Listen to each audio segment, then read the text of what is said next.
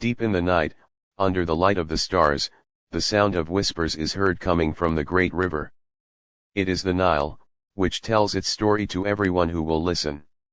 The river begins to tell its story from its source in the heart of Africa, where Lake Victoria and the White Nile intertwine with Lake Tana and the Blue Nile.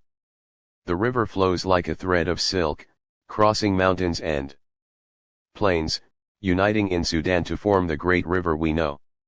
The Nile continues its story about the civilizations that were established on its banks. He tells of the ancient Egyptians, who called him happy and made him a symbol of life.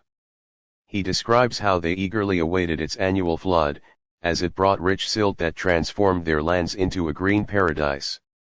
The Nile smiles as it tells its ancient myths, such as the tears of Isis that mixed with its waters, and how sacrifices were made to it to ensure its flooding and fertility. With every wave, the river carries memories of the temples and pyramids that were built thanks to it, and of the commercial journeys that made its banks arteries for cultural exchange. The river does not forget its role in the continent of Africa, as it passed through 10 countries, bringing together different peoples under one roof of life. He tells about his lakes, waterfalls, and the moments of calm and rush that embody his personality.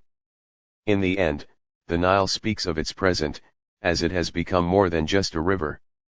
It is an indispensable resource for life, supports agriculture and industry, and provides energy and water to millions of people.